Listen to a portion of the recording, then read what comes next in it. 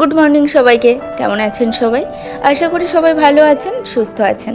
শিখাজ kitchen and ব্লগের আরও একটি নতুন ভিডিওতে আপনাদের সবাইকে স্বাগত। তো আমরা দুজন বেরিয়ে পড়েছি, যাচ্ছি বাজারে।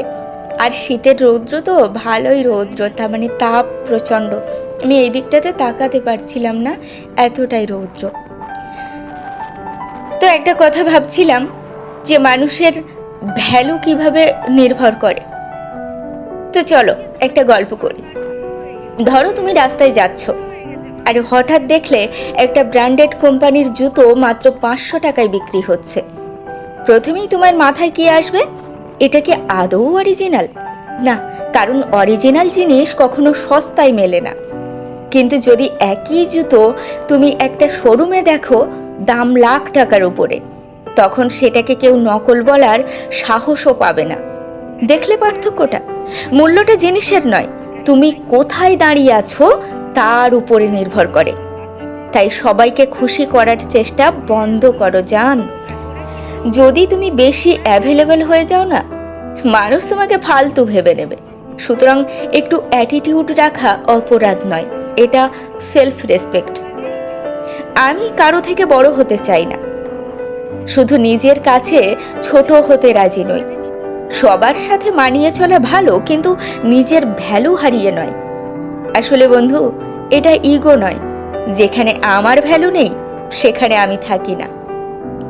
আর জীবনে যখন পড়াশোনা করতাম আর এখন সংসার জীবনে, তো এত মানুষের সাথে পরিচয় হয়েছে আর এত মানুষকে দেখেছি। কিছু কিছু মানুষ এতটাই নিকৃষ্ট মানসিকতার যে সেই টক্সিক মানুষগুলোর থেকে একদম দূরে থাকা উচিত। কারণ জীবনটা তারা বিষিয়ে দিতে এক মুহূর্ত সময় নেবে না। তাই তাদের থেকে দূরে থেকে নিজেকে ভালো রেখো। আর সত্যি কথা বলি একটা, কারুর ভালো কেউ সহ্য করতে পারে না। তুমি পড়াশোনা করবে, তুমি জীবনে এস্টাবলিশড হবে, তোমার সম্মান থাকবে, এটা তোমার পাশের বাড়ির লোকটাও চায় না। কারণ সে যে তোমাকে হিংসা করে। সে যদি 100 হিংসা করার হয়, তো 100 হিংসা করবে। তাই তাদের থেকে দূরে থাকো আর নিজেকে প্রতিষ্ঠিত করো। আর প্রতিষ্ঠিত মানুষকে সবাই হিংসা করে, কিন্তু বয়েই গেল। তো যা হোক, কথা বলতে বলতে চলে এলাম বাজারে। আর আজকে অনেকগুলো দরকার আছে বাজারে বললাম। আসলে আমার এখানে একটা অ্যাকাউন্ট ছিল, মানে এই বাজারে, এই বাজারের মধ্যে। কিন্তু এই অ্যাকাউন্টটা আমার কোনো কাজে লাগে না, বিশ্বাস করো, একদম কোনো কাজে লাগে না। এবার সবাই তো জানো যে অ্যাকাউন্টে যদি টাকা তোলা ফেলা না করা হয় দীর্ঘদিন, তাহলে অ্যাকাউন্টটা কিন্তু নিজে থেকেই ফ্রিজ হয়ে যায়।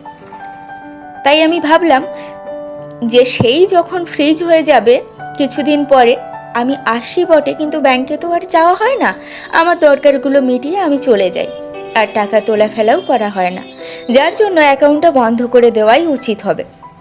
তো তাই জন্য গিয়েছিলাম সেই ব্যাংকে আজকে। তো যাওয়ার পরে অ্যাকাউন্টটা ভেবেছিলাম আজকে হয়তো বন্ধ করতে পারবো না, ম্যানেজার এসেছে কি। কিন্তু আমি একজনকে ফোন করেছিলাম, সে বলল হ্যাঁ ম্যানেজার এসেছে, আপনি আসুন, আজকে কাজ হয়ে যাবে। তো সেই ভরসায় গিয়েছিলাম, কাজটাও আমার হলো।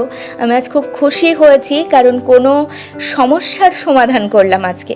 শুধুমাত্র অ্যাকাউন্টটা যে আমার টাকা তোলা ফেলা হয় না তার জন্য বন্ধ হয়ে যাবে বলে আমি বন্ধ করে দিলাম, মানে ফ্রিজ হয়ে যাবে বলে বন্ধ করে দিলাম, সেটা যেমন ঠিক, তেমন আমি অনেকগুলো এই সমস্যা, অ্যাকাউন্টজনিত সমস্যা, অ্যাকাউন্টটা কেন খুলেছিলাম, কোন সমস্যার কারণে, তো সেগুলো সব কিছুরই যেন সমাধান করতে পারলাম, একটা মানে স্বস্তির নিঃশ্বাস ছাড়ার মতো। তো যা হোক, চলে এসেছি এখানে ধান কিনতে। আমাদের যেহেতু গরমের ধান চাষ হয়, আমার হাজব্যান্ড দেখছে ভালো করে ধানটা ঠিক আছে কিনা। আসলে এগুলো তো প্যাকেজিং ধান, আর দেখতেও দেখো কি সুন্দর, একদম সোনালি কালারের, মানে গোল্ডেন কালারের, খুব দারুণ।